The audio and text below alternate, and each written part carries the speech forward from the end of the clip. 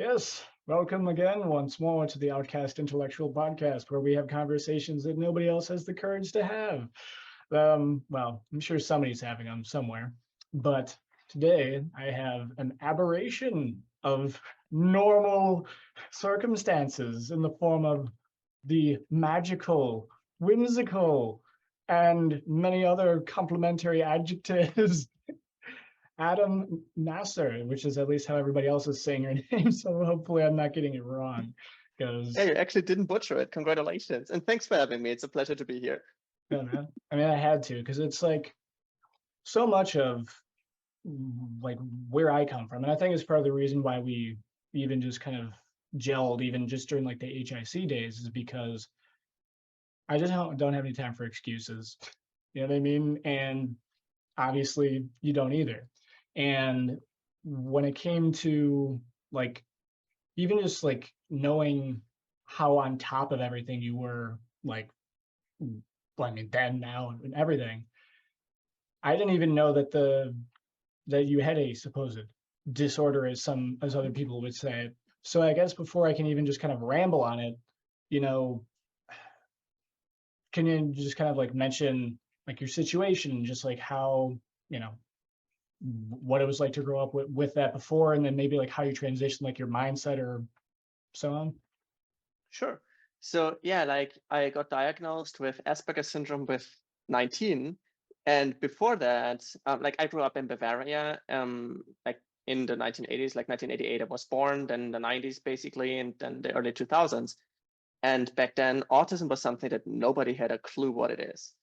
And so the psychologist severely misdiagnosed me because, of course, I was weird. Like I was super different. You could see the difference the moment we switched from primary school to high school. But I always was kind of like the oddball, right? In kindergarten, they were like bullying me because I was so weird, right? Like I had literally zero social skills. I was like basically on everybody. I had no idea about personal space. I was like running around telling people about things that I saw on TV and stuff. And then in primary school, for some reason, this changed. Suddenly, I was popular because I had brown skin as the only kid in town, apparently. Yeah, like that was also interesting. And then in high school, when I turned 11, because of nobody knew it was because of the condition, but I was in kindergarten a year longer because they thought, okay, he's like very childish, like he's kind of not ready yet. Let's keep him up one more year. And that was cool for me because, like, hey, why not, right? So I was 7 in primary school, and then I was 11 in high school. And suddenly everybody was an adult because with 11, you are obviously perfectly capable of being a 100% functioning human being. Right. And I just did not get the change. I was like, hey, we were just kids yesterday. Why are we adults now? It makes no sense to me. And yeah, suddenly when the boys like started their puberty, like I didn't want to grow up ever. I was refusing so hard that like psychosomatically, I even reduced I delayed my voice cracking. Like I literally had my kid's voice for like 1, 2 more years longer. And even as an adult, my voice was higher than normal. And you needed training to get it to a normal level. So I didn't even know what sex was. Like I was sick on the day where we had sex ed, and my parents kind of tried to talk to me about it, but my father was weird about it because he was religious. And I didn't really get it because it didn't explain it in an autistic way. And so I got like the full brief of what it is from a classmate. And Usually how that it goes. situation was funny. He asked me, like, hey, you like sex? And in German, sex means also six. It sounds exactly the same. Oh yeah, And yeah. I thought, well, why do you think a number is awesome? Like, it's just a number like any other. Like, no, I mean sex. I'm like, yeah, I get it. Like, what the hell, man? And then he was explaining to me the birds and the bees, and I was like pretty much traumatized for the rest of the day. And the cigarettes. Yeah. So it was weird. But yeah, that was like, then of course, like I was a bullying victim again, like like until long. It was like horrible. And it was so bad that they even started like touching me in inappropriate ways. Like when I was 12, like the first classmates that were like in the 8th or 7th or 9th grade, like they were like already 15 or 16, and they really had it out for me. And there were like 5 boys coming, and each of one grabbed me on one limb, and the fifth one was like fondling my junk basically in front of everybody in the school. And some of them were racist because they didn't wipe off the skin. One of them even admitted it. The principal was a racist too, so they didn't have an issue with it. But that was the moment where I realized, okay, this is wrong. Something needs to change. And like I realized in that moment, if I continue like this is not going to end well. And I had like this kind of intuition. It was like a weird feeling, as almost if somebody older was teaching me. And then I was starting to read books about body language and like human interaction. I realized, wait a minute, the problem is me. So I can change and I can fix this. And I learned then all the NLP and hypnosis stuff. And like I devoured those books, and suddenly I could like guide the teachers in my direction. And like the Nazi guy was super afraid of one teacher. I got the teacher on my side, and the teacher folded the Nazi in half. So every morning he greeted me with a bow instead of like trying to beat me up.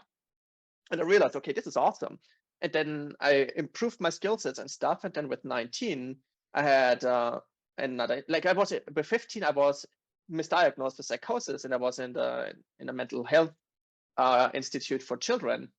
And after 14 weeks and 6 days, they said like, you have to take medication. It's like, oh, I don't, I will not. And they're like, well, if you don't take medication, you can leave because we cannot help you otherwise, because they didn't know it was autism. They thought it's psychosis, but everything about psychosis wasn't really there, right? So I left. And then with 19, I had another incident where I tried to kill myself. And basically that brought me to group therapy. And that psychiatrist, psychologist, he looked at me, talked to me a few times also in private, and was like, wrote down Asperger's syndrome on a piece of paper and said, Mr. Nassor, research that, that's what you have. And then I researched it. Like he literally gave me the Wikipedia link, right? Because he knew I'm like learning by myself. And so I read this article about Asperger's syndrome, and literally everything was like hitting the nail on the head. And then I finally understood what was up, right? And then in our sessions together, he told me, well, like some autistic people have superpowers, some don't, like superpowers, you know, some don't, but you seem to have a very rare thing. And we coined the expression back then because he didn't really know how to call it differently. And he called it system adaptive pattern memory. So basically, it's like, in short, my brain is able to take a look at systems or like behaviors or whatever it is. And once I understood the core thing that makes it work, it automatically copies and pastes it into my brain, and I can do it just like the person I copied it from. So that's why I grew very quickly in martial arts, because I saw the teacher do it once or twice and did it like him. I realized human dynamics based on, I learned a little bit about how people work, that unlocked that feature. And then basically I saw, all right, okay, this is how people work. And suddenly I could copy and influence them and stuff, right? Same thing with copywriting, hypnosis, closing, all those things. I just copied.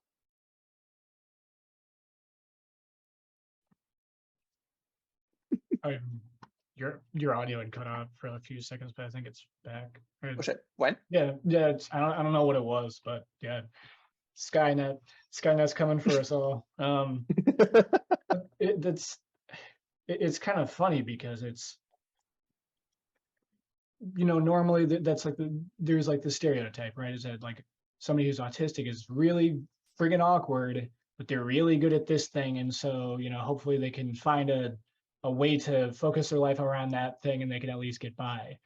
But like in your case, literally the thing that you're good at is getting good at things, which can mean that you are better at things that you, as an autistic person, are in quotes bad at, but you become better at it than somebody who is not autistic. So it's just hilarious. It's kind of an unfair advantage. Yeah, it's like, it's not even like it's not even flipping the script, it's flipping the whole like the publishing building upside down. And it's it's also, and I appreciate you being able to like admit the, not even just like the like the improvements, but like where like you fell down too, because that's something that people just don't, I don't know if it's whether like people's perception through like movies or like the way that it's just talked about, but it's like somewhere along the way people lost the understanding that to get from here to there, you pretty much almost have to fall down. Yeah. You know what I You mean? have to Because fall it's, upwards, basically. yeah, if you're not playing the game, you can't win it, right? And Yeah. usually when you, and I, speaking as someone who, you know, was taught Magic the Gathering by you, you most certainly cannot win until you start losing, That's true. you That know? is actually, I So, love that you bring this up, because that is a lesson I learned at the age of 15 hmm, when I was at the clinic. There was this guy, like he was one of the caretakers there, and we only called him Mr. Schmidt because it was his name. We didn't know his first name. And this guy taught me such a valuable lesson, because this guy was like basically Yugi from Yu-Gi-Oh! Like he was winning every fucking game, even if it was luck based. he was Like the king he of won the games. game, like where you roll the dice and just like go forward. Like even completely luck based games, he won every time. In the 14 weeks and 6 days I was there, I never saw him lose even once. And I asked the other people who have been there longer, nobody saw him lose. When we were playing table soccer, like the thingy there, like I was really good at like the goalkeeper. He just did a small little flip like this, and the ball hit my goalkeeper. I caught the ball, but my arm sprung away because it was like such a strong force behind this. This guy won in checkers, in Uno, in chess, everywhere. But I realized whenever he won, he never was condescending. He always Hmm. told us why we lost. He told us how to improve. And so I challenged him every day, every hour of the day that I could, and lost again and again and again and again and again Oh, because he gave you until I that. realized how winning works. And that Gotcha. thing actually happened because he defeated me in checkers. And when I left, and he never let anybody win, right? The day that I left, the last day, I defeated him in checkers. And everybody was like, what the fuck? Because I adopted his like ability and I got the point, right? And yeah, this guy taught me that losing is just another way to learn and to win in the end. It's just a matter of iterations, because there is only so many times that you can fail uniquely. There Hmm. are there is only one or two ways that actually winning works, especially in checkers. And even in chess, you have like specific mathematically perfect ways to win in a specific situation. So if you fail often enough, you basically rule out all that other stuff. And if you get the system of what makes failure happen there, for example, in checkers, you win if you imprison somebody. You actually don't want to take too many of their stones. You want to make sure that they don't, like, you can't even trap them so they get three in a row and they have lots of things in a row. You have way less stones than they have, but they cannot move and they lose. Hmm. So it's not about winning all the time. Sometimes you have to lose intentionally to get to where you really want to be. And that is a valuable lesson that he taught me. Thanks for reminding me of that. Yeah, and I think it also speaks to why people who have, I'm not gonna say modesty, but like they have the ability to not be a narcissist. You know, we Yeah. can't all be master coaches, right? Um, we can't have a conversation without me making the joke. Um, but it's it like the ability to perceive and admit this did not do what I want. To perceive that it is you who did the thing that did not lead to what you want, rather than there's something outside of yourself that made you not able to do it, is where you just start the problem solving kind of balance. Because it's, and obviously it works really well for you because of like how your mind works in the sense of recognizing those patterns, right? But ultimately, I mean, that's the answer to virtually everything, isn't it? Is that you have whatever you want, and then you just find whatever the process is that tends to work best for getting there. Maybe in, you know, in your case or in general, whatever. But like if you don't have that humility, whatever, to look at what you're doing as a process to be improved, I think that's a big reason why a lot of people just stay in the same place with most things in their lives. Because think about it. If most people don't have a disorder or any of this other stuff, why do they keep making the same mistakes? Because Yes, insanity is supposedly doing the same thing over and over and expecting a different result, right? So if all these people exactly. are so normal, then why do their lives still suck in the same ways? You know, I believe in turning the mirror around on people. It's like, okay, it's like, oh, well, you have this condition. Well, you've been working a job that doesn't pay you as much as you want, and you fucking hate it, and you're with someone you don't like, and your friends disrespect you, and this and that, and you're fat and all this other stuff. wouldn't you probably be described as having a disorder too? And that's the majority of human beings, at least in America. You know, And that's probably why, because everybody tries to have a different label now. I mean, they I'm have, special.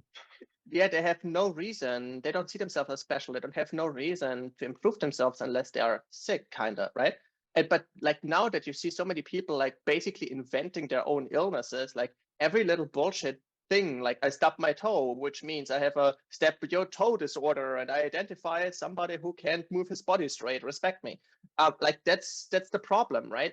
And like might be because I'm autistic, might be because I have a brain, but I really think that most people um, that try to go with this mainstream thing and try to identify as things that make zero sense in reality, they are just very lost and they are not happy with themselves and they need an explanation.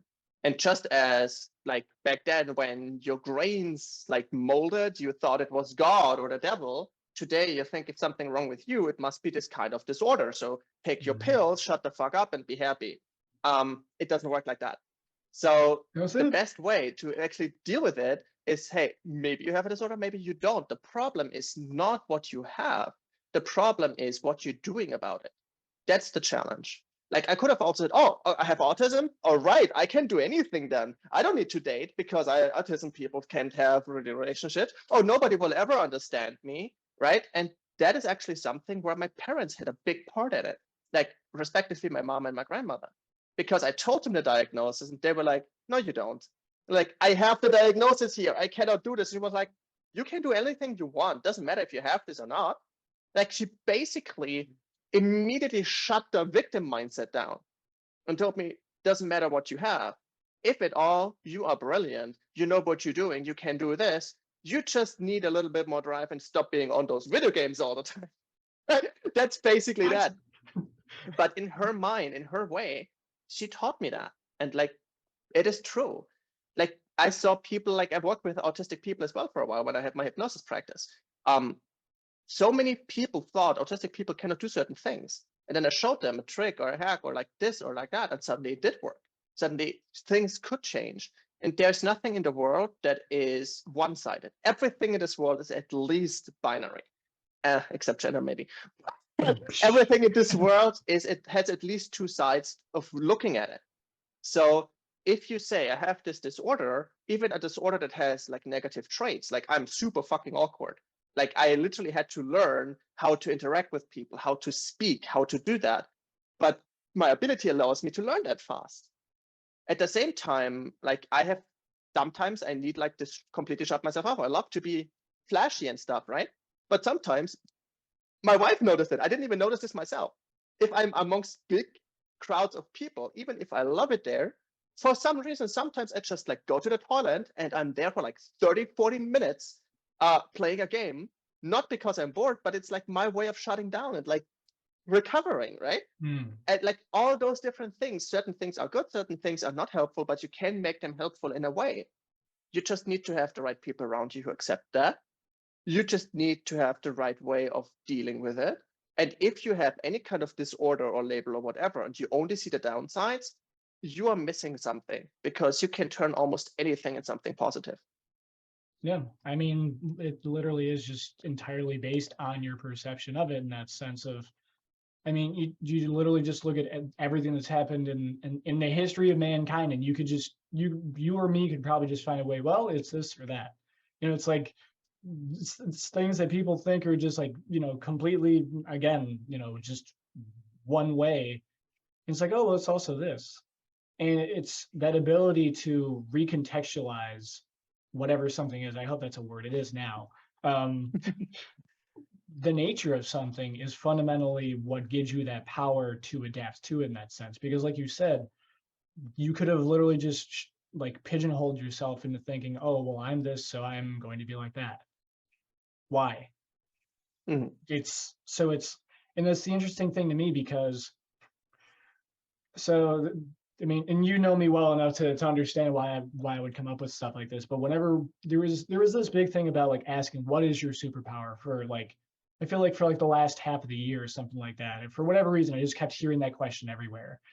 And me in my eternal, non-politically correct way of communicating things, I can think of things like a serial killer. Because the thing is that, and maybe you can kind of see this because you've had to look at things like systematically, is that people have these assumptions as to the nature of things, which as we see is just their inability to see, beyond that perception. Uh, but when you get down to it, you think of someone who, as far as we know, has no empathy, no real like natural state of anything, which is what people would call sociopaths. Well, then why can they get away with seeming completely normal to everybody else until the day that, they find 7 or 8 or 9, corpses, under in their yard or something. And the thing is like, because literally all these behaviors are something you can just map out and replicate.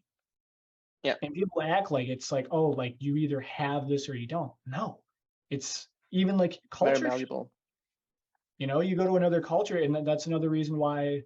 That's the only reason why, like, I lend more credence to the gender binary thing element, because even the notion of masculinity in Japan, for example, is going to be different. So there's like Japanese manly versus, American manly versus Swedish manly, whatever. But the fact that these characteristics are essentially arbitrary if you really think about it. And Yeah, it's only people's perception of it as having value that makes it significant. And I think that almost where that autistic element comes from is that maybe you just naturally see things too objectively at the beginning, and you just don't have the context that, yes, this is how people think about things. We know it doesn't really make sense, but if you want to be able to get what you want in civilization, you need to be able to replicate that insanity so that they don't think you're insane. that is actually a pretty good description. Yes, that is absolutely true. Like this is exactly what I realized when I learned all this body language and rhetoric like techniques and stuff, right? And like I think that the biggest impact that autism, besides the superpower, has for me is seeing things as they are. Like because I have no filter, I also don't see the typical context or the subtext or whatever. I see things exactly as they are. And that is the difference between reality and like perceived reality, right? Perception is reality, that's true. But certain things are as they are. Like if you look at somebody's DNA, it says XY, it's a male. Doesn't matter what the person thinks they are. They're objective or for them it might even look objective, but their subjective reality is, oh, I don't feel like a man. The reality is you are.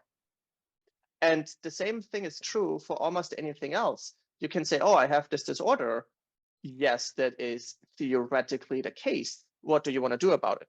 And if you then want to interact with other people, then it becomes very weird. And I had a phase like between 15 and 19 where it might have been a side effect, but I had almost zero like emotional response. I didn't feel anything. Like I had emotions, of course, but I didn't feel them at all. It was like gone, dead inside. And that moment I realized that humans aren't as complex as they think they are. Like we are not as complex as we think they are. We might be individuals, but in our core, we all want the same fucking thing. We all want food, drinking. At a certain age, we want sex. In one way or another, connection. We want appreciation. We are afraid of dying. We are afraid of sickness. Some people say they are not, but give it a minute and there will be, right? So it just depends. And I realized that by basically playing chess with real people. Like I had this friend, let's call her Anne, and she was in love with her ex-boyfriend. A notion I found entirely illogical, because if you already broke up with this person, why? Well, he broke up with her, so she had still hung up on her. And just as monkeys don't like to lose stuff, human beings are like that as well. Loss aversion, right? And so back then, I have to admit, I only saw people as monkeys. Like I saw them as predictable Most of them are, animals that yeah, react to the carrot and the stick, right? most of them aren't fair. And so it was like that. And basically, I took a look at how she behaved, at how he behaved. Let's call him Luke. And I saw how Luke behaved.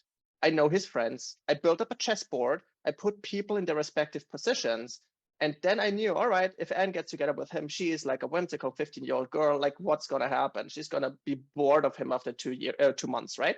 So I engineered to reignite the spark of love, like, or like being in love basically, between them by talking to the right friends that would influence him subconsciously without even knowing that they did it. And she did a few things with her, made sure they got together. And what happened? They were together for exactly 2 months. This time she ended it, and both were happy with it. And like I saw at this specific point in time that anything can be controlled, anything can be influenced in a way if you just go to the very, very basics of what it is. Don't work here in the high levels of intellect or cognition. Don't work in the high levels of stuff. It's all so malleable, so superficial, so interchangeable. Work with the things that never change no matter who you are.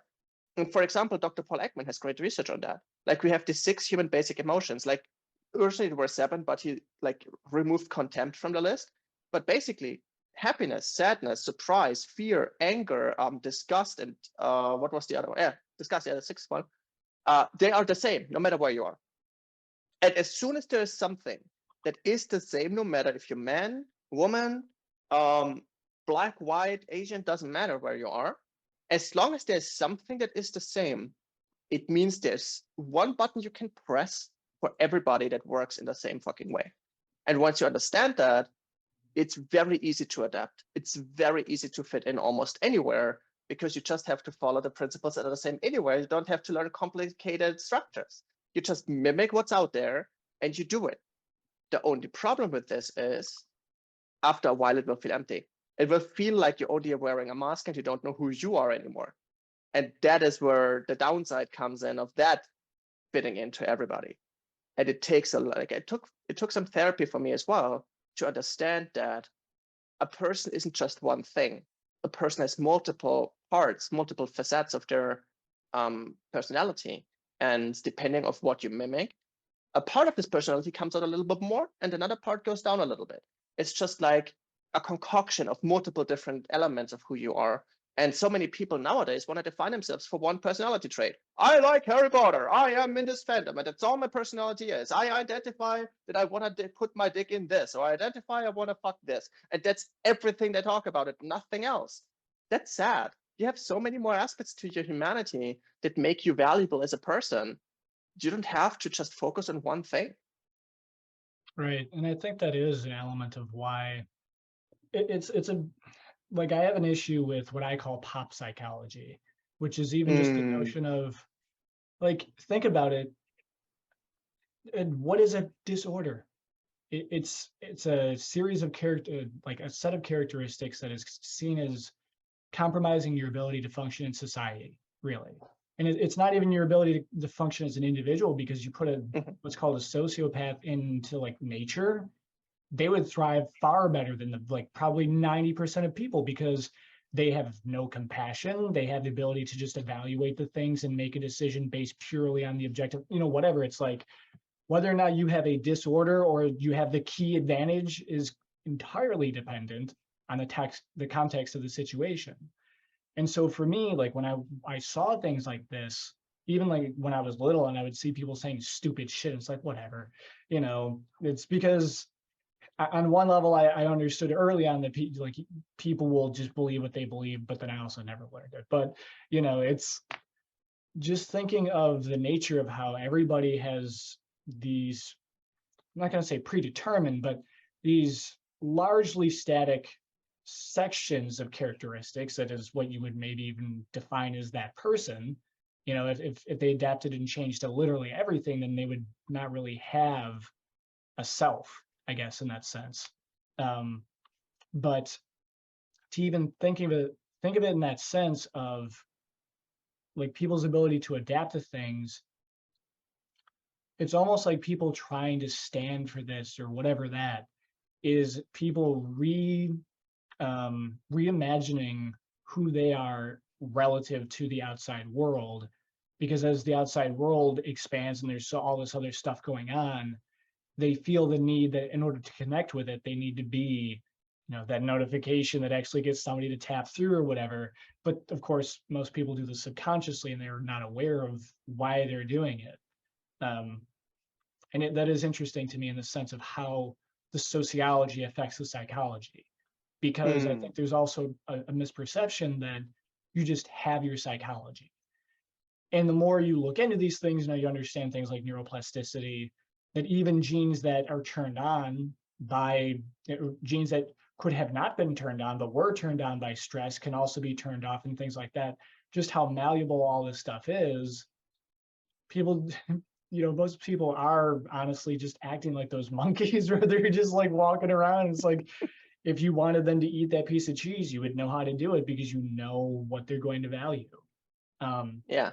And it's why I never agreed with the notion of the disorder aspect, because okay, what degree of lacking that natural social awareness, but being very systematic, is not a disorder then?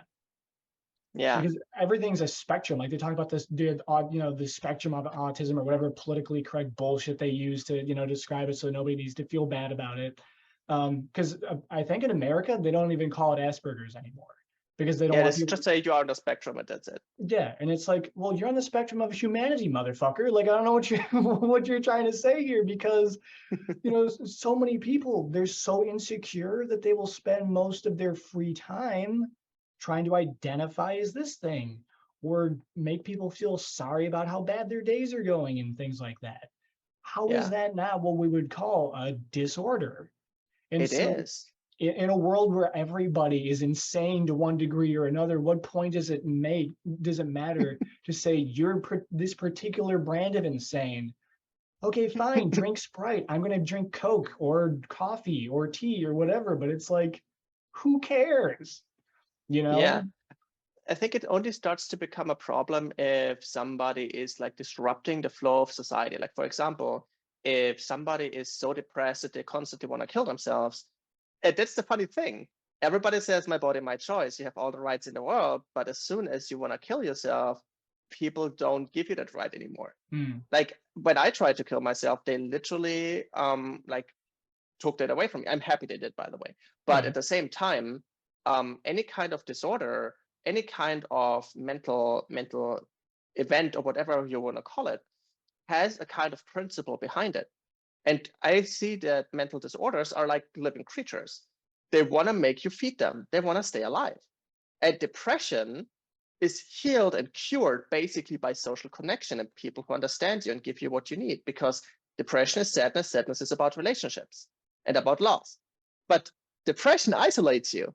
So it keeps itself alive by making you do the exact opposite of what would heal you. Same is true with like if you have certain urges like killing people, right? Like as you said, serial killer. Like this kind of urge of killing people might be there because of something else. Like that is something I actually learned in my hypnosis education, to never judge what somebody does and always find the one good reason why they do it. And if you understand that one good reason, you can change the behavior. Like let's say you have a guy that kills children after or before he rapes them. One of the most despicable things in the world to do. And I still don't condone it. But let's say, just for the sake of argument, this kind of person was extreme bullied by children when he was growing up. And those people were constantly causing him pain in constant ways. And this just cracked him. Maybe he had a disposition in his brain that made him not get over it. Maybe he couldn't learn from it. And maybe now as an adult where he has this power that makes him stronger than children, like physically, now he is basically reliving his trauma, and basically instead of them being stronger than him, he's now stronger than them, because especially sexual assault is about power, right? And murder too. Now, if you would put this person in a trance where they can directly interact with this original fear of survival, like fear of death, right? Like, oh my God, all those people were gonna kill me, like I'm so weak. And you just connect this behavior of killing people to a behavior of empowering himself without killing people, then the unconscious mind would make the choice to change in this direction, because it is less effort to kill people than just empowering yourself in a specific way. That's why there is no therapy for smokers except hypnosis that actually works permanently. Like you can try to use the patches and stuff, it won't help. You can run to your therapist and talk about how you don't like smoking. Like when I had my practice, I had people that were in therapy for 25 years, and after 2 hours of hypnosis, we were done. Because it is just a different approach. You go to the very thing that makes people tick. And that is the same thing, like why I say we are all monkeys in a way, because even if we are the most individual thing, if we have the most diverse things, if we have the most disorder of all disorders, deep down, everything's the same. And the Yeah. disorder just shifts it a bit of where we want to be. Like even narcissists, by the way, right? Even when we have a raging narcissist that wants to guide people, this kind of person thrives in a cult. Because a narcissist, like when you take a look at Robert Greene's 48 Laws of Power, when he describes how to build a cult, all of those steps are things narcissists do naturally. Like they automatically do this in their behavior. They basically create cults around them wherever they go. So if they use this, they can make a whole lot of money. Of course, they would damage a lot of people. But again, let's look at this very objectively, right? Very objectively, without societal rule and without any kind of morality, a narcissist thrives in a cult. And their natural superpower is getting a lot of people very devoted, giving them everything they want, and have the life they want. That's it. Guiding people to complete insanity almost in one thing. Narcissists thrive there. They will not thrive in a very socialist environment where the individual doesn't count as much. Yeah, it's for me, once I understood that everything that people see as aberrations, which is to say everything that people ultimately medicalize as this disorder or that, whatever, is just an element of mutation, which is ultimately like people forget that evolution is just mutation. You know, it's funny enough, it is organic matter recognizing patterns and responding to those patterns, you know, or trying its best, you know, and it either succeeds or it doesn't. And human psychology just, for whatever reason, so many people are not willing to address the element of that something can be imperfect. 1 second, this guy keeps fucking. This one dude that I never talked to in Slack decided, you know what, we're gonna have a fucking marathon during your recorded call. It's okay. The Slack notifications are just showing up and interrupting a recording of mine. Oh, good. Thanks, guy. Okay, so hopefully, but now I'm going to get 3 responses to that. Sorry, I didn't mean to. I will try better next time. But that is the thing of like, just as to me, the notion of, okay, like there isn't really the element of autism, there's just the combination of factors of the natural socialness versus pattern-based thinking. You know, you're going to have extreme extroverts who are like, they never pay attention to the patterns in their lives, but people just say they don't learn it. Like they don't learn from their mistakes. It's like, well, okay, so why does this person not learn from their mistake, and this person has disorder? That's a big fucking difference. You know what I mean? Yes. And the thing is that it is based on people's perception of it. It has nothing to do with the behavior of the individual or the characteristics. I knew it. It's based on people's perception of that thing. And so when you have the element of the, you know, disorder, like you mentioned, there's that mental resistance, right? And we understand, I mean, as marketers, we both understand, and you understand via hypnosis and probably way more aspects than I do, that that is present everywhere. Like there's always going to be that element of resistance. Procrastination, it's resistance. And so why, when you have something like depression, which is essentially a fundamental element of this is how things need to be, and also setting up a resistance that just kind of counteracts all rational perception, you can see that this is all, it's all the same stuff. There's not a psychological aberration of people who have a disorder. Everybody does this to whatever degree. It's not a difference of kind, it's a difference of degree. And then that's a big element of psychology to me, because it's like so much of how, and this is why I don't like what I call popular psychology, so much of this is so biased by people's individual perceptions. And yet, unlike things like spacecrafts and whatnot, we're still calling this a science. And you have people with an inherent bias learning a system based on inherent bias, how to tell people this is how you are. Yeah, And that is fucked up. You know what I mean? it really is. That's the thing, like you cannot really measure psychology. There is like you can of course do certain studies and stuff, but unless you really only observe the things that are the same in everybody, it is pretty much pointless. And yes, like for example, like anorexia or bulimia have a very clear pattern. It is always the same. Like I have, like my own cousin had bulimia. I've worked with multiple bulimia clients, and they all had the same patterns. If they were speaking with an accent, like a Bavarian accent, Austrian accent, the bulimia clients were not using an accent at all. They were speaking perfect German. They were always explaining themselves, giving reasons for certain things. They were prone to lying. They were very prone to seeing things in a different way, compulsive behavior. Certain things are always the same in a specific behavior. Now, bulimia is inherently mother-based and anorexia is father-based. Like bulimia clients usually have the problem that their mother doesn't accept them. Their mother tells them they are too fat. And so they're trying to please the mother, and the disorder disrupts how they eat. Anorexia is where they don't eat at all because they feel they don't deserve any love. They don't deserve to be fed. They don't deserve to have resources because the father doesn't accept them.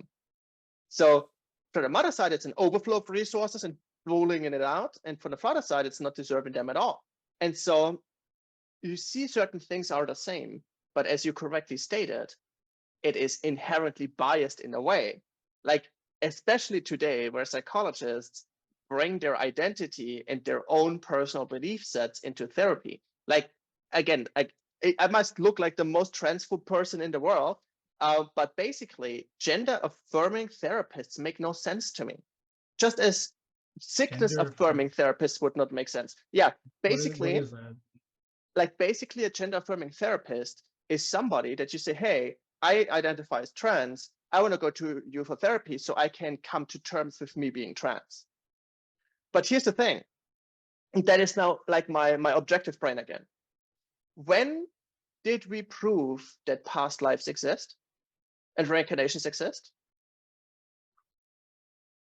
It depends on what kind of proof you're talking about in that sense, because for There is none. example, well, but my point, like for an example here, is there are many recorded cases of children being able to point out things that a previously living individual had that was incredibly, like nobody else would have had the opportunity to share it with them.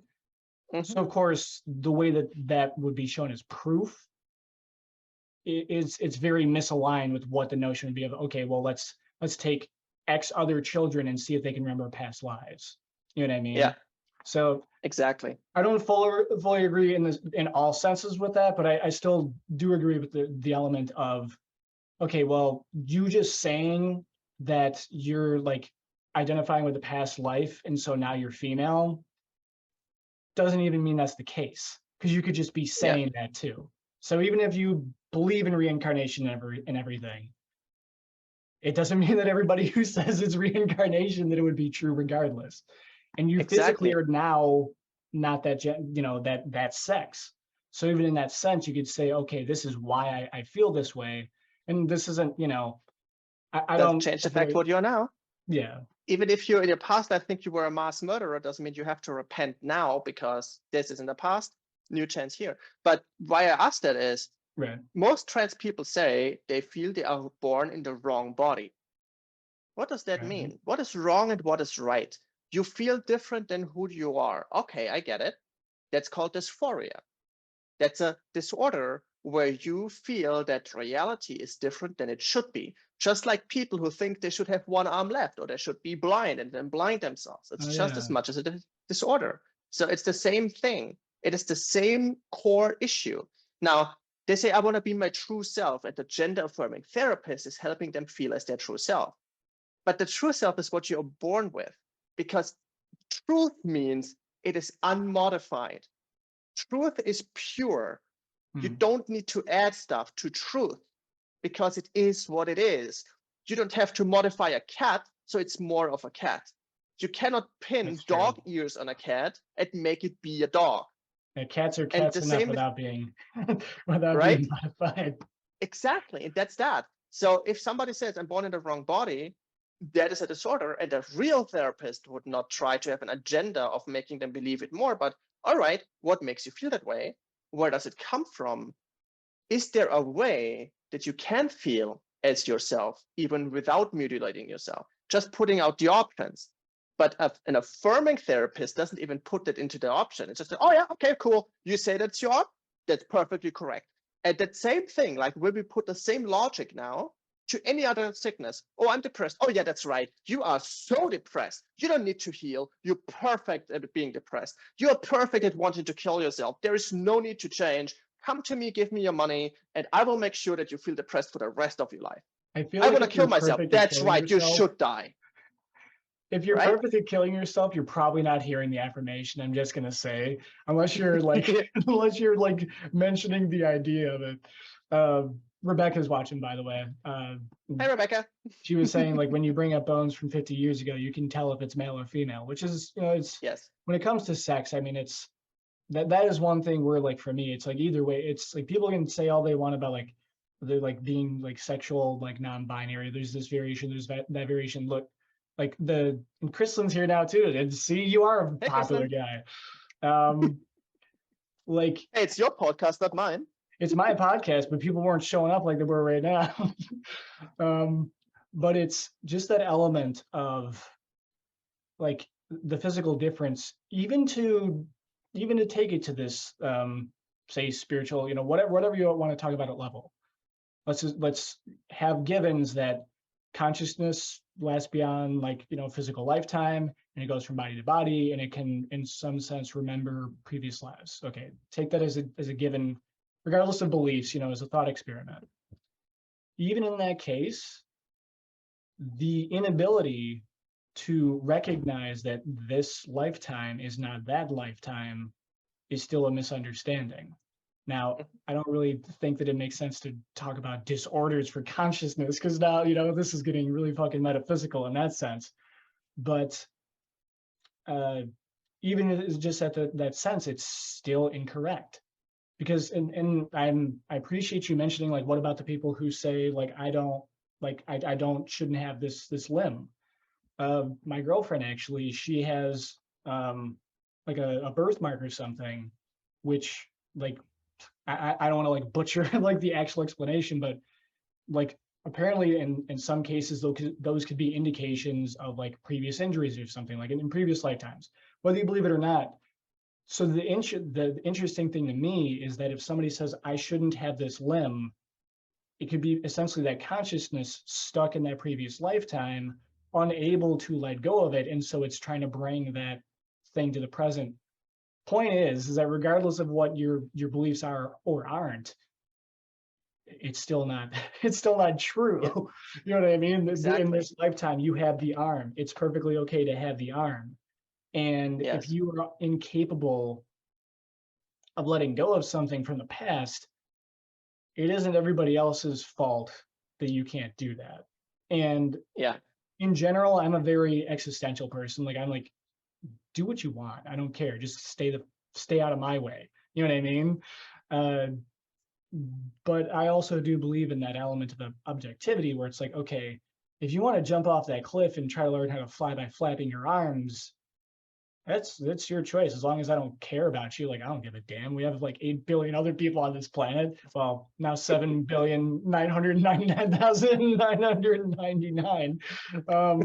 But at the same, it's like no, like it doesn't work, right?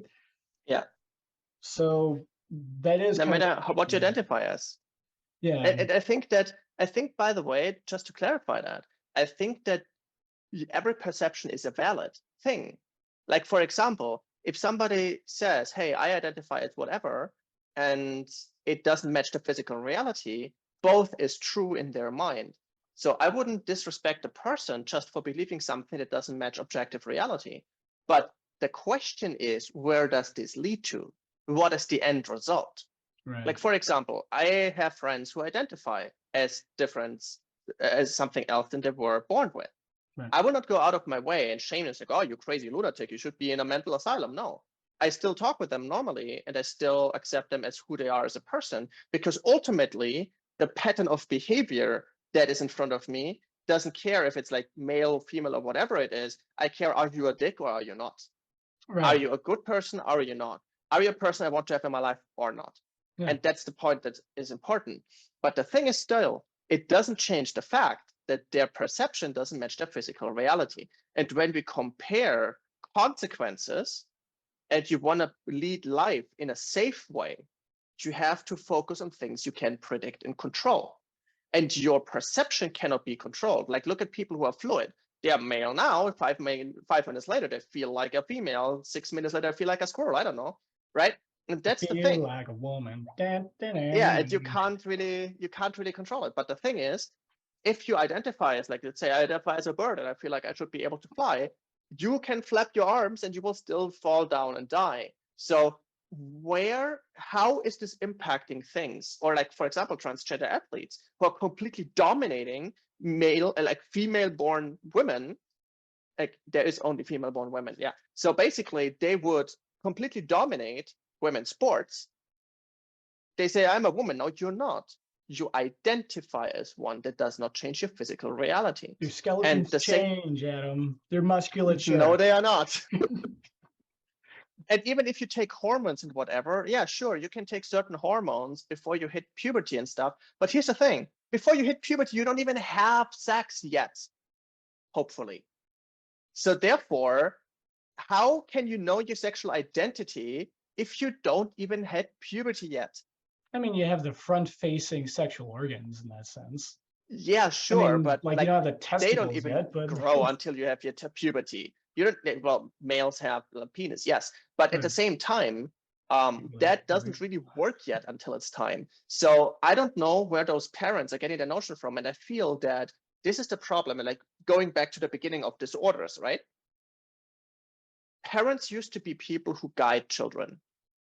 Now it's almost the opposite way. They believe everything a child says. No. And then if you are trying to put it into a perspective, it becomes a disorder. And so where is the difference? Like, when you accept everything and nothing is a disorder, everything has a place. But then look at the point. When is the human species the most happy? Because in an ideal world where everyone is happy and everyone feels great with themselves, like, we are most aligned with nature, because our DNA gives us a specific way to live. This is why we feel happy, because our hormones are programmed to make us feel happy when we do things that we are supposed to do. This is why we feel good after sex, because mostly, right? Because we are Otherwise you wouldn't supposed do to it. Yeah. procreate. We are supposed to keep the species alive. This is why we feel good when we help each other, because keeping the species growing and safe is something that makes us feel good, because this is what we should do. This is what nature tells us to do. And the more we go away from nature, the more unhappy we become. Why do you think people that live in the city want to live in a cave or in a forest so badly? Why do you think people want to camp? Camping is literally the way people live in Africa. They are camping their whole fucking life. They don't want to camp anymore All when you of go with them. Africa. It's just one All big of camp. Africa, every single one, right? So every single person there, everybody lives in a desert. There is nothing else. But at the same time, that's the point. You want things to be in line with nature. Why do you think people in very wealthy countries, where have everything delivered to you, where you can be what you want and do what you want, are not as happy? Then, like, take a look when you visit the villages. Like, let's say in Kenya, I was in Kenya. There were villages of people that were so fucking broke that even $1 was insane amount of money to them. A t-shirt was like the gift of the year for them.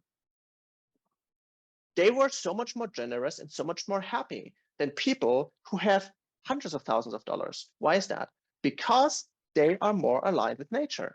No, They I are thought that's more because they aligned played with Magic what the they're Gathering. supposed to be. Yeah, exactly. I will bring the holy word of magic to them. But at the same time, that's that, right? So that's why I think that the disorder in itself is only then if it gets you away from nature, if it gets you away from the truth of biological reality, the truth of how you work. Yeah, we have individualisms. That is true and that is important. That is good. But at the same time, we should not try to be like, we shouldn't try to be God in this way, because we cannot be. We literally cannot. Maybe one day we learn how to ascend and leave away our physical husks and actually become godlike beings. I don't know. Right now, we are not. Right now, we cannot change certain things. Anything we want to change too dramatically is maximum level cosmetic. So why not take who we are and make the best out of it?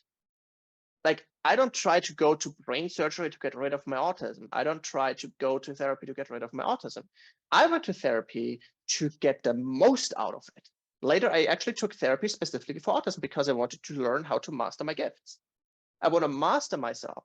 I want to improve myself. I want to become better because of who I am, not despite of who I am and what I am.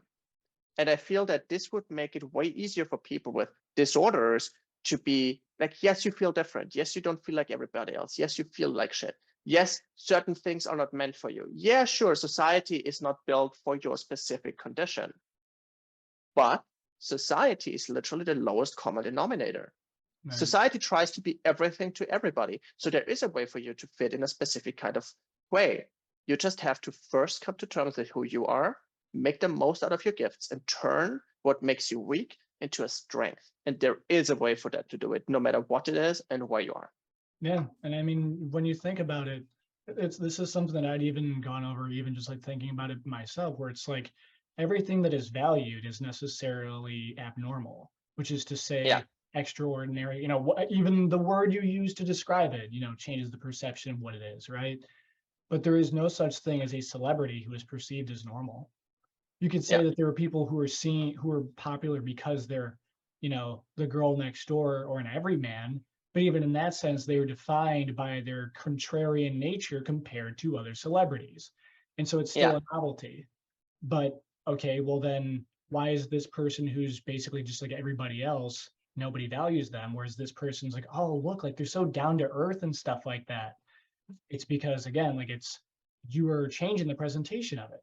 And like one thing, for example, like you really like wacky things. You like really vibrant things.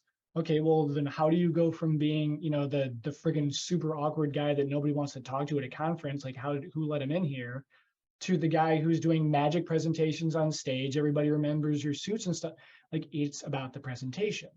And that's something that I think you and I both realized from an early age. You've said, Chrislyn even had been saying, and cool suits, before I had said cool suits. So it's like, and they were agreeing with what you mentioned about like being in nature and how, like, for example, Chrislyn said that like 30 minutes, like just in the sun has a huge impact on you. You know, sleep regulation and dopamine, everything. So it's interesting to me because this brings it back around to Rebecca also said, you're like, as in quotes, you're so funny. Thanks. It's the trauma.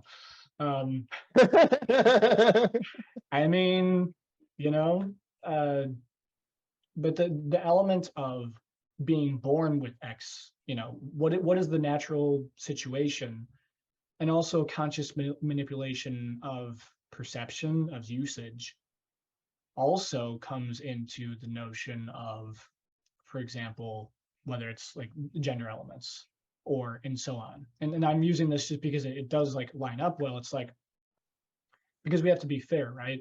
I like the is Nietzsche the way you say his name, by the way, because I'm an American, so I wouldn't fucking know. But like people, Nietzsche is the right one. Nietzsche, okay. Yeah. Because people love quoting him, but like I hate being that person who, like, you know, quotes things like an American.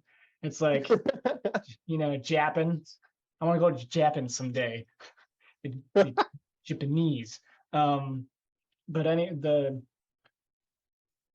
element of, for example, the reason why I said like the Nietzsche thing is because he had a quote that's, the wise man must be able to hate his friends as much as he loves his enemies, or something, which is, to me, just means being fair. So if we're thinking, okay, you were born with, you know, the pattern recognition learning, you know, superpowers, we're calling it, and how you've utilized it, and also that, you know, we're going to say like fundamentally like not their like social awareness, whatever, however, you know, you'd want to phrase it. that you then improved. In a sense, it's not even really people modifying the way that they naturally are, and more so paying attention to the patterns and like what happens as a result of that choice. Because for example, and I don't remember if I mentioned this to you at the conference that we were both recently at, but there's, for example, like an anime called Ghost in the Shell, where everybody just has what they're called cyber brains at this point. They can just put them in new bodies. And at that point, gender really is pointless because you can just take yourself out and put yourself into something else like you would a car. So even that context, literally the physical reality of the world no longer matters because people have changed that. And that is really what people do in general. Like I found out that there's a surgery that can make you taller, like long term. Like, and I don't mean like like your bones are fucked up. Like I mean your bones are just as healthy as if you were born with that natural height. You can, yeah, you can look it up. There's actually it was based on anime too. I could even send you the YouTube Yes, videos. please. That's interesting. The guy's a surgeon, so he literally knows exactly how to put it. And it's like there's like a rod you put in the bone, and like it basically like it extends it, and like the bone like micro fractures, and then over time it just kind of builds off of itself, and then you can take it out of there. Lisa, don't kill me when Adam decides he wants to be like 7.5 That's feet interesting. tall. Well, I'm happy with my height, but I find it incredibly interesting. Right, because it shows that it's like, okay, you are naturally X height. In this case, if you just said, well, I identify as a tall person, it's like, well, you're like, I don't mean you, but like someone who's like, 5'3" in American measurement units, be like, well, you're not. Like you're just not tall unless you're talking like maybe like if like Danny DeVito is looking you in the eye, but you're not tall, you know. But if you have the ability to make yourself physically taller in that sense, the difference between that and, for example, like just thinking you can just take like estrogen pills and now you're a girl, uh, is that you literally can make the change happen. Is that the only difference between height is how long or your bones really. If you think about it, like there's no such thing that makes you a tall person aside from that. But what makes you a woman, for example, well, last time I checked, the taking pills and getting this added and this taken away does not give you a uterus. Yeah, that's true. And it does not give you the same muscle structure or the same bone structure or even the same thinking patterns.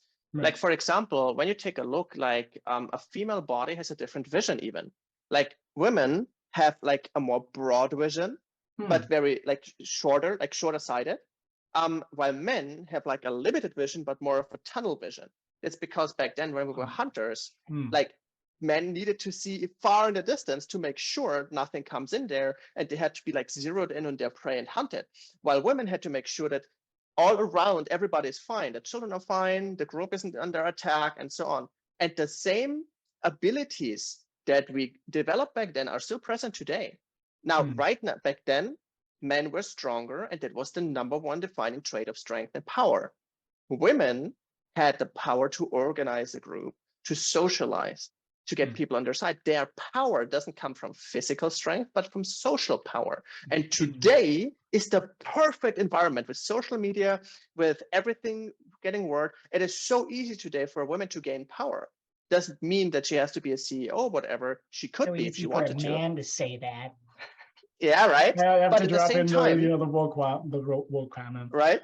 But it's just so easy for a woman to destroy a man. Like, take a look at today. A woman just needs to say, oh, this guy raped me. No proof, nothing. Guy is done. Even if you have a fucking trial proving you were innocent. Take a look at the Johnny Depp Amber Heard trial. She told people he abused her for 6 years, and people believed her without any kind of proof. She had mountains of evidence. In the live trial, you could see how bullshit it was. She was admitting on tape that she hit him and he never hit her. On tape. Trial wasn't over. If it would have been a man, the trial would have been over back then. And the media is still trying to make her look like the victim, despite all the evidence out there, because this is the power that women have. it is amazing how they can get people on their side. And I respect that power a lot. I think that's amazing. And right in today's times, it's amazing. It's fantastic to have this. It's learnable, but in its Do we know it? nature, like Lisa is way more prolific with Instagram and all that than I am. I fucking hate social media. And I literally make people money on there, and I'm doing it very well, but I still hate the concept of social media, even though I use it. While she is just like naturally adept with it. And that is what makes us different amongst many, many other things. Not just the body parts. It's also the psyche is so different. Like, for example, women are way more prone to bulimia than men. Women are way more prone to depression in their early teens than men are. Women have a very high, like have a way more tolerance against certain genetic diseases because of 2X chromosomes. A genetic disease that would absolutely wreck a man doesn't even phase a woman because she just like opens the second X and problem solved. Right? So there are so many actual differences between them that, yeah, sure, you can present, identify, and use the bathroom like however you want. Like, I mean, women using men's bathroom is nothing new because their stuff is full. They just come to ours. Like, always has been like that at concerts. Right. That is oh, sorry, I didn't want to interrupt your point. Oh, good. So yeah, that's the thing. I think that certain things can be malleable and certain things should be malleable. We shouldn't be too dogmatic in our ways, but there are certain things that we should not change unless we have the actual full means to do it. Like, for example, gender reassignment surgery is not gender reassignment surgery. You don't get a new gender. You just look like another gender. You're appropriating a certain gender. It's actually funny that the trans Giving usage women of the are shaming word, the yeah. real women for like being misogynistic. Like, what the hell? Like, that's almost like if I'm going for blackface and then accusing black people for being racist. Like, that makes no sense. And this is why, like, this is what I say, like, seeing things as they are and seeing things as like pulling certain things through. And this kind of mindset of saying, okay, this is bullshit. I don't disrespect those people, but it still doesn't match reality. I still wouldn't want to live like that because I don't want to invest tons of money into a lie, just that I look different, but I am not. Right. If I it mean, helps you, cool. How about you feel better with yourself? yeah, even just the notion of like the changes again, it comes back to like what is the balance of it? Because it's like, for Yeah. example, we have something that is demonstrably completely false that everybody loves. It's called acting, you know? Yes. And yet the reason why it's valued is because it's not about like, oh, you know, Johnny Depp thinks he's this guy, or, you know, whoever thinks they're this person. Like, it's because we get to experience it as if it's true, right? Yeah. So in that sense, it's not like this person like lost sight of, well, unless you have like, I'm sure it's happened with actors before, which would be a really interesting thing to examine. But Heath Ledger, he got stuck in a Joker role and killed himself. yeah, so even just like when people, you know, when that stuff goes too far, it really is a damn shame. But the notion of people's abilities to make something work for them or against them, because it's like you could even have, for example, and I may be just talking out of my ass on this one, but like Marlene Dietrich, and I know I say it like an American. A lot of people seemed to like her during her era for what was seen as partially feminine, but also being very masculine in a certain sense as people saw it as well. But again, it also comes back to, well, but she used the perception of her to her benefit. It wasn't that she felt that she was a guy and so she was just limited in, you know, having to be the female during the 1930s or whatever it was, you know.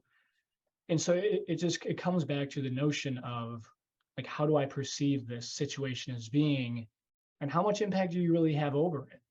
You know what I mean? It's like you're aware of so many different patterns. It doesn't mean you could teach yourself how to fly organically. You know what I mean? Yeah.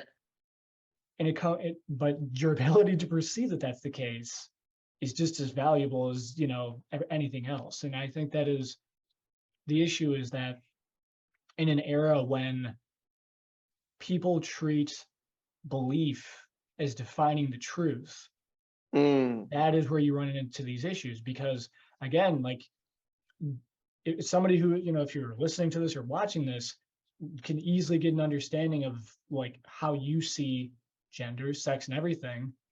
But all I needed to do was to mention like the example of, for example, Ghost in the Shell, where literally it does not matter anymore. And you're like, yeah, of course, because it's just a brain put into this other thing. Like it is a physical reality. Yeah. When it comes to just like this truism, that is, I think, that just the defining element of it. Just because it's like you have so many people who are saying, well, this is true and this is true, this is true. It's like you saying this is true 13 times does not make it more true.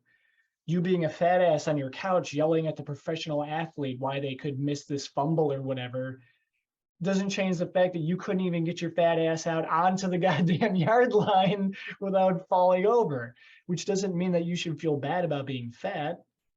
Well, I mean, I guess being the notion of fatness just necessarily implies that, but it, it's just that is has been the big thing for me since I was little, is that people will act like they can just ignore something into existence or out of existence more often than not.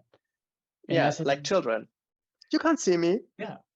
And so in that sense, like, okay, well, we say that, human brains don't develop fully until what like you're like 18 or 22 or something. It was something like 21. that. Okay. But then, okay, well then why do you still act like a 13-year-old? Not you. Like you can say that I'm not saying this about you, but like a podcast. Wanna go? Yeah, and then it's like I feel like I do have enough time because I at least would be able to educate myself while you're on the way over from fucking Austria. I have a little bit more time than if you were physically here. But no, if you identified as being in the room with me, I guess I would have no time. Um, I'm sorry, but we have to go. I have to do this because it's like it really does kind of illuminate the human condition of I want this thing, and so I'm going to make it happen. I mean, that's the reason why we have pretty much everything we have. Aside from opposable thumbs and pattern recognition, that is why we have what we have. But we also, I think, can have the cognitive dissonance or whatever whatever term, to not know the difference between this is what I want, so I'm going to get it, and this is what I want, but I can't get it, so I'm going to pretend like I have it. It's very childlike. And like maybe it's because you guys have so much bullshit in your waters, but I feel that this is one of the strongest notions of that is actually in America, of people having like almost this 7-year-old child brain of I want it now impulsively, and if I don't get it, I throw a tantrum. If I cannot get it, I pretend that I have it instead of finding a way to actually get it. And if somebody has it and doesn't give it to me, I'm gonna make sure that this person gets shamed publicly, and until they give it to me, like, mommy, this guy was bad, can I have his shovel? It's the same thing, it's the same behavior. And ratio is going thrown off the window, but it does make a lot of sense if you take a look at human history. The whole human history is a pendulum. It swings back and forth. We had the romantic, we had how do you say that in English? Enlightenment, the Enlightenment period, where it's like all ratio. Shortly before that, we had like all religion. Then after the Enlightenment, we had like a mystical time again. It's like a constant back and forth. It is a constant back and forth. And right now, like before, we had very restrictive times. Now the pendulum swings in the other direction where we don't have restrictive times anymore. And I bet you the pendulum will swing back. It will become very restrictive again into a very specific kind of direction. And ratio will become more important again. And after, like, I'm predicting is like the longest this whole thing will last is maybe 10 to maybe 10 years, but that would all be very, very, very optimistic. Maybe 2 to 5 until the whole thing blows in itself, because it will reach a point where it's just too much, where you cannot deny reality any longer. I mean, we already see the signs. Like pedophiles want to be part of the LGBTQ community. Like, I mean, dude, it's not just a sexual orientation. This is something where we topic of disorder, which I see as a disorder. Think about it. If you think about biology, we said, right, a disorder is if you go away from actual reality. So actual reality says you want to procreate sexually, right? Children cannot procreate because they literally don't have the physical ability to do so. So therefore, wanting to sleep with a child is an actual disorder that shouldn't be around. And theoretically, if you would take evolution into, like if society wouldn't be here, that notion would die out, because people feeling attracted to minors wouldn't sleep with women that can procreate, so the DNA of the pedophiles wouldn't make it into the next iteration. But wouldn't that But also make all sex that, has, for example, protection stuff like that necessarily a disorder in that act as well? Because you're essentially choosing to do something that is not, enabling your actual physical ability. that's a very good question. So I have 2 points on that. I think that a disorder becomes a disorder when it impacts your life against your will. So, for example, a pedophile cannot choose not to be a pedophile because their body just reacts differently, right? Okay. They cannot choose to not have this urge. They can try to fight it, but they have it. But I can choose to put on a condom, or I can choose not to put on a condom. It doesn't matter either way. We can choose to use protection or like plan our child or not, but it is not an urge we have to do. It becomes a disorder if I get addicted to using condoms. Then it becomes a disorder. Okay. But that's the thing. Everything that forces you to go out of your natural way, and yeah, certain things are a little bit different, sure. Certain things evolve over time, sure. But when you take a look at pedophilia, it's a literal disorder that literally would make the human race die out if everybody would have it. Because children would be, first of all, severely traumatized. Second, nobody would have sex with each other anymore except for children. And after a while, there are no children anymore. And boom, human race goes extinct. So that's a definite disorder. And I don't think that this kind of behavior needs any special respect. We don't have to hate them or like publicly like throw them like on a fire or something. But it is a behavior that is, if you think about it, very damaging for society because it creates traumatized children, it creates traumatized families, and it has literally no benefit for the human race. So therefore, I don't think that somebody who would do that, willingly or unwillingly, doesn't matter why they do it, consequence is the same, should have the same treatment as somebody says, hey, I'd rather sleep with men or I'd rather sleep with women. Because that's a human right. You can sleep with whoever you want if it's two consenting adults, which is a construct we created as society. Sure, like there are some people who marrying 12-year-old girls. Like I know that for you Americans, dating a 16-year-old if you're like 18 or so is like super weird. Yeah. But for us, it's normal. Like 16 is a it's normal a age. mix. Like even 14 is a normal age here, right? Yeah. But 8, 9, no. Some tribes, some cultures say, okay, marry her when she's 9. Thing is, I feel that a disorder that damages other human people, like or behavior that damages the human race, shouldn't be respected as a good thing. Like this, because if you think, oh, it's just an orientation. Well, if it's just an orientation, just a sexuality, then you should just as much accept people fucking dogs. Then you should accept people killing kids. Hey man, it's because it's just an identity. And you don't know where to stop, right? So you need like if you continue something ad absurdum and ad nauseum, sooner or later it will completely implode on itself and it will completely like you have to have a point of stopping. But this point of stopping has to be grounded in reality. Because if it's not grounded in reality, there is no way that you actually know when to stop. Because let's say I'm in a train, right? Okay. The train will drive until it hits the end of the railway. It doesn't matter if I drive it with 100 mph or 500 mph or 1 mph. It doesn't matter how I identify or what I think this train should be or where it should go. It will go on these rails where they lie. If I do it in a wrong way, it will derail and everybody is being in danger of dying because the train goes off. If I go too fast until the end, I will break through and maybe hurt somebody.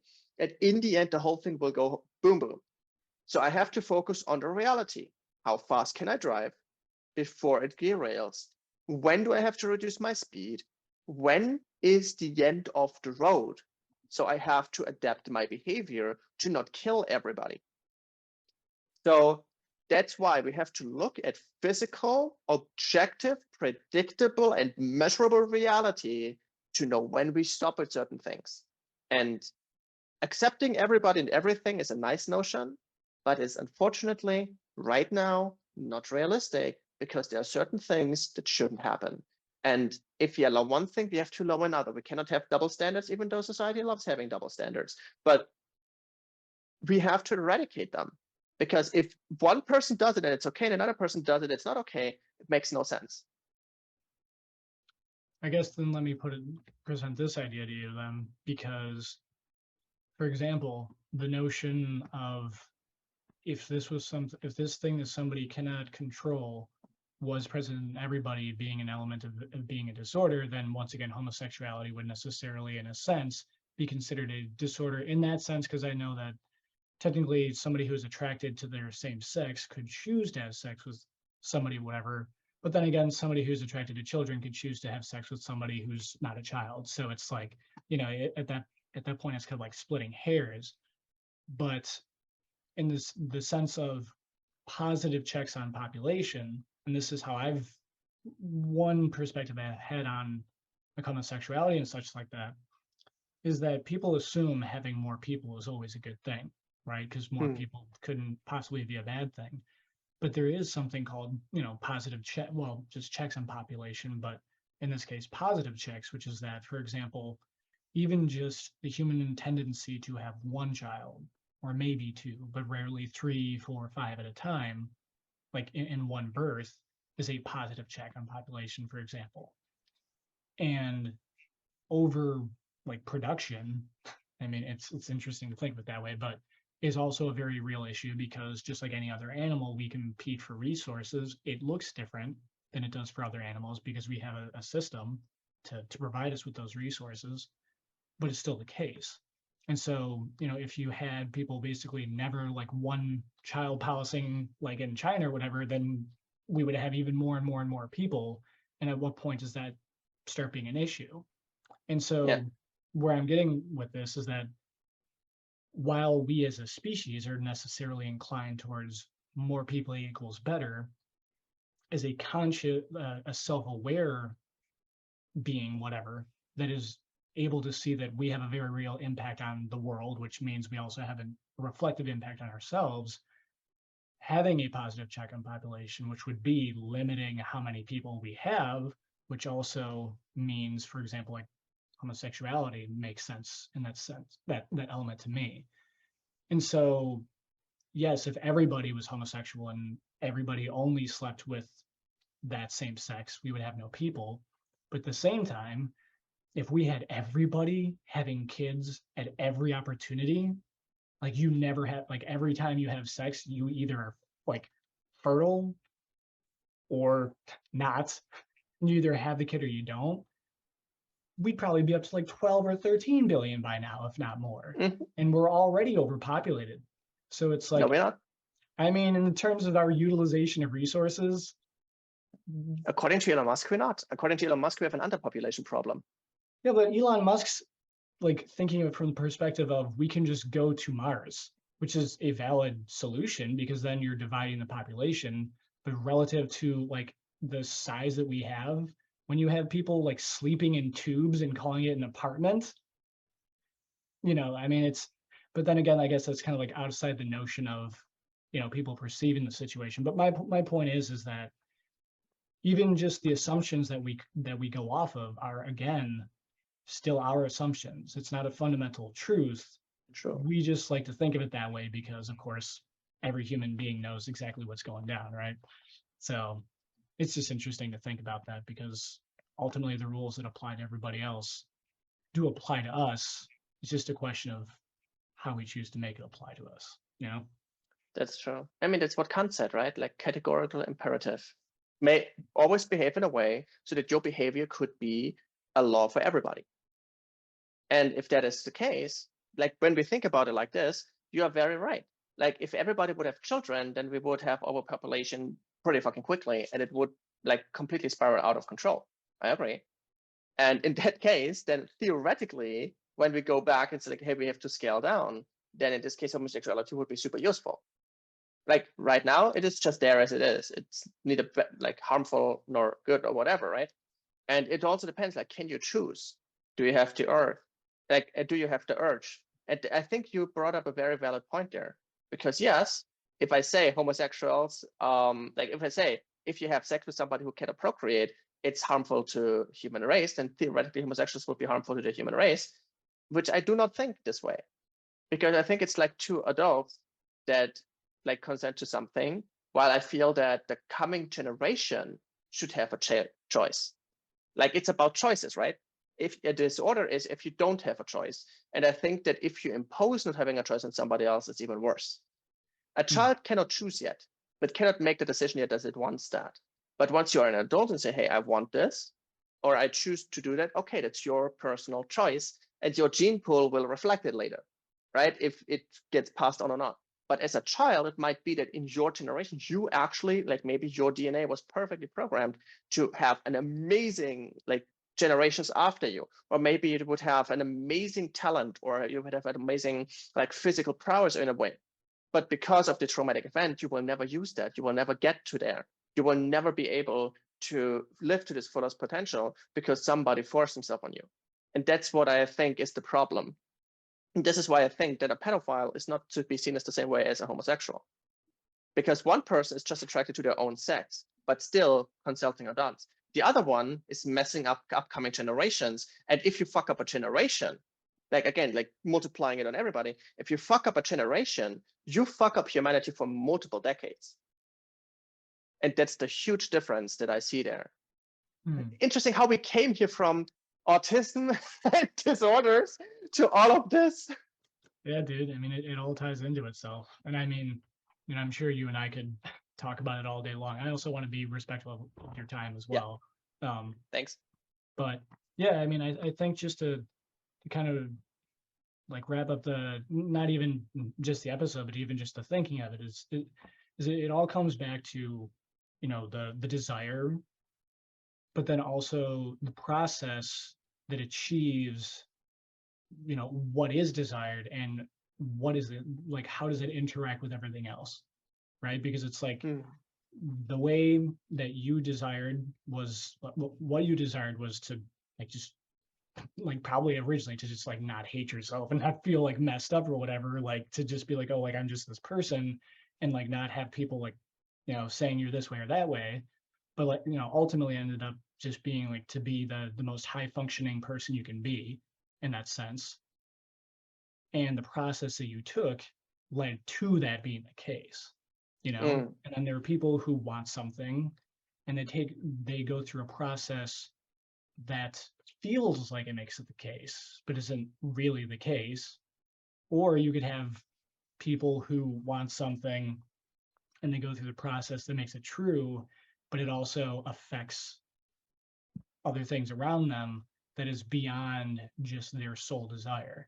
And then actually I'm kind of proud of myself, but I just like wrap up all the generalizations into, you're the first case, the transgender element is kind of like the second case, and then the pedophile element is the third case, where it's like you can absolutely fuck a kid, but it's like, what is the impact on everybody else? You know what I mean? It's like, oh, Zuckerberg, I've been going against your community standards so much, I'm sure, but too fucking bad. This is America. At least it is. Not just that, I'm pretty sure like you can absolutely fuck a kid is the thing where you got an FBI team at the door. I'm just saying it is a physical reality that it is possible for someone to do that. Not that it's okay, But yeah, I mean, that's kind of what I got from it. I don't want to be the only person who's like kind of sharing, everything that it mentioned to me. So is there anything else that occurred to you, or like kind of a reflection on stuff or anything? I think it was a very interesting conversation. And yeah, you summarized it pretty fucking perfectly. Like a disorder depends on the perspective. And it's absolutely changeable how you deal with it. Like a disorder doesn't have to be the end all and a finite thing, and now your life is ruined, but you can turn it into something actually very beneficial. You can always flip the script and sometimes the whole building, right? It is absolutely possible to do that. And depending on where you are, in which society you are, and how you grew up with, there's always a way how you can thrive. You just need to be willing to work on yourself and to actually discover yourself in a way where you're happy with who you are.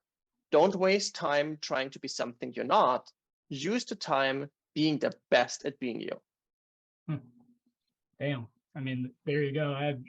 Once I get to the point where I'm going to have little snippets like, like the like the highlight of the episode being like the opening, I feel like that would definitely be it. So, uh, Oh, thank you. Adam, I appreciate your insight and even just, your availability. I know you do a lot of stuff, and it's not like this is, I mean, you could be building another deck, instead of doing this. And I understand the value of that now, at least. So yeah, I really appreciate you coming on, and hope you'll come on in the future as well. Gladly. Let me know. All the Cool. best, man. Thanks, man. Take care.